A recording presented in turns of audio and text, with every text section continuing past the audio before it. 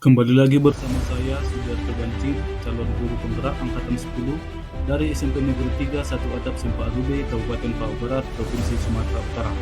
Salam dan bahagia Bapak Ibu Guru Penggerak. Pada video kali ini, saya akan memaparkan aksi nyata saya penerapan filosofi pemikiran Ki Dewantara pada modul 1.1. Selamat menyaksikan latar belakang. Pendidikan yang menuntun adalah pendidikan yang mengarahkan murid sesuai dengan kondisi alam dan kodrat zamannya.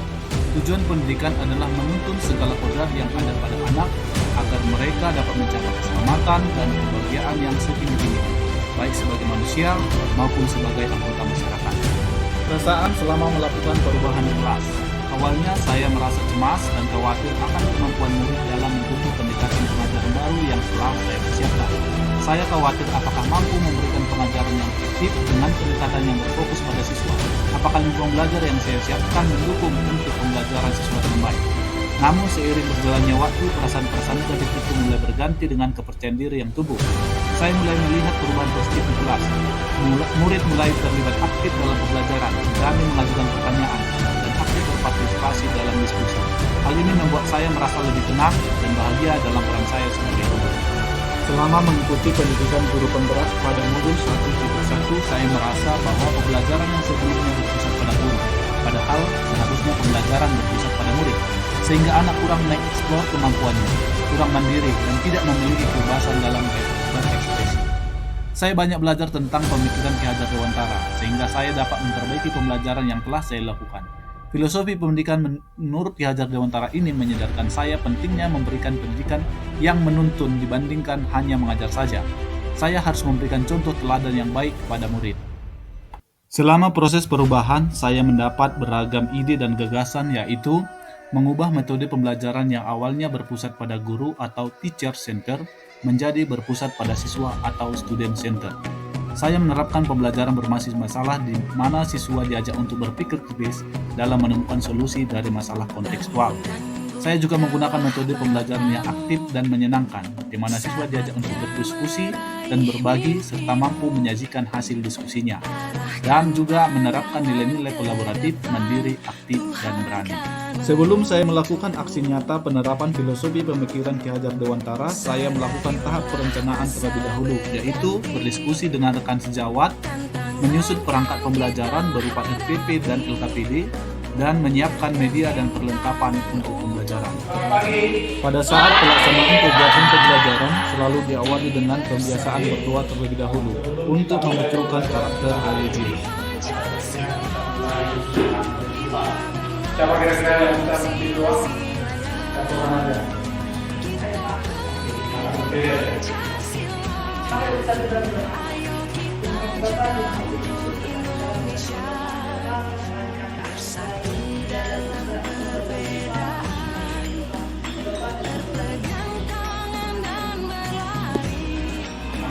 Oke, terima kasih. Hari ini setelah itu, saya mulai menjelaskan tujuan pembelajaran yang ingin dicapai pada pembelajaran hari ini. Kita sudah belajar tentang kekongruenan.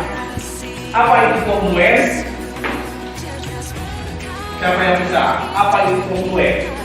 Ya, apa boleh? Ya, bangun dasar yang mempunyai bentuk dan ukuran yang sama. Sekarang kita masuk ke pembelajaran tentang kesebangunan, ya. Nah, apa kira-kira tujuan pembelajaran kita hari ini? Yang pertama, setelah pembelajaran ini siswa diharapkan dapat menentukan sudut-sudut yang bersesuaian pada bangun dasar yang terbangun. Yang kedua, siswa diharapkan dapat menentukan sisi-sisi yang bersesuaian pada dua-dua bangun dasar yang terbangun. Dan yang ketiga, siswa diharapkan dapat menyelesaikan masalah-masalah kontekstual yang berhubungan dengan kesebangunan. Jadi kegiatannya nanti saya juga tidak lupa menjelaskan tahap kegiatan pembelajaran hari ini dan cara mengerjakan LKPD. Masalah yang akan saya bagikan nanti dari LKPD ini. Kemudian setelah diskusi, jika ada yang mau ditanya, ada yang mau ditanyakan. Kalau ada yang masih bingung, silahkan tanyakan kepada saya sendiri ya. Nah, kemudian nanti setelah menyelesaikan LKPD-nya, nanti akan ada presentasi kelompok. Jadi saya harapkan ketika temannya berpresentasi, kelompok yang lain bisa menanggapi. Dalam model pembelajaran problem-based learning, guru membagi siswa menjadi beberapa kelompok dan setiap kelompok anggotanya heterogen. Selanjutnya guru membagi LKPD untuk didiskusikan oleh setiap kelompok. Guru membimbing diskusi kelompok dan memfasilitasi kelompok untuk bertanya jika ada hal-hal yang kurang mereka pahami. Gambar dua grafis berikut yang sebangun. Nah, yang ditanya adalah F ya, ini gambar A, ini gambar B. Nah, syarat sebangun itu kan sudah dapat tadi sini, dari sini nanti bagaimana sisi-sisi yang bersesuaian, nama, panjang. Sisi-sisi yang bersesuaian nggak boleh sama panjang, tapi harus yang senilai atau sebandingnya. Kegiatan selanjutnya adalah setiap kelompok mempresentasikan hasil diskusi kelompoknya dan kelompok lain memberikan tanggapan. Kami dari kelompok satu akan mempresentasikan hasil diskusi kami. Dasar kegiatan adalah dua bahan dasar yang kami. Pertanyaan pertama, tentukan sisi-sisi yang bersesuaian, lalu bandingkan sisi-sisi yang bersesuaian serta tuliskan panjang sisi tersebut. Sisi AB berbanding dengan sisi PQ, sisi AD berbanding dengan sisi PF, sisi EC berbanding dengan sisi FF, sisi BC berbanding dengan QF. AB berbanding PQ sama dengan 16,24 sama-sama dibagi 8 menjadi 2,3. Maka nilai sisi AB berbanding dengan sisi PQ sama dengan 2,3. Sisi AD berbanding dengan PF sama dengan 4,6 sama-sama dengan 2 menjadi 2,3. Maka sisi AD berbanding sisi PF bernilai 2,3. 2. Tuliskan sudut-sudut yang bersesuaian beserta ukurannya. Sudut ADC sama dengan sudut PSR sama dengan 90 derajat. Sudut CBA sama dengan sudut FUB sama dengan 90 derajat. Sudut BAD sama dengan sudut UPS sama dengan 90 derajat. Sudut DCB sama dengan sudut SFU sama dengan 90 derajat. Pertanyaan nomor 3, dari soal nomor 1 dan nomor 2, apa yang kamu boleh silakan? Yang kami dapat dari pertanyaan nomor 1 dan nomor 2 yaitu pembandingan sudut-sudut yang bersesuaian banding dan sudut-sudut yang bersesuaian sama besar. Pertanyaan nomor 4, tuliskan apa yang dimaksud dengan sebangun. Sebangun adalah dua bangun dasar yang memiliki bentuk yang sama, sisi-sisi yang bersesuaian sebanding dan sudut-sudut yang bersesuaian sama besar. 5. Tuliskan syarat-syarat dua bangun datar yang sebangun. Yang pertama, sisi-sisi yang bersesuaian sebanding ataupun senilai. Yang kedua, sudut-sudut yang bersesuaian sama besar. Sekian presentasi dari kelompok kami. Jika ada yang ingin bertanya, kami persilahkan. Di akhir kegiatan, saya memberikan penguatan dan tindak lanjut terhadap pembelajaran hari ini. Bahwa syarat dua buah bangun datar di atas sebangun jika yang pertama memiliki sisi-sisi yang bersesuaian sebanding, bukan sama panjang ya? Sebanding, artinya perbandingan sisi-sisinya sebanding. Dan yang kedua, sudut-sudut yang bersesuaian sama. Demikian pertemuan kita hari ini. Semoga pembelajaran hari ini dapat kalian pahami dan juga bisa kalian ulang-ulang kembali di rumah.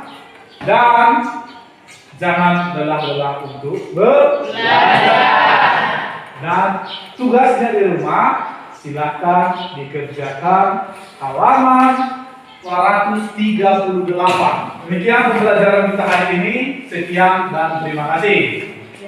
Berdasarkan hasil pemantauan dan penilaian, saya melakukan refleksi pembelajaran hari ini. Hal ini saya lakukan untuk memperbaiki dan meningkatkan pembelajaran pada pertemuan selanjutnya.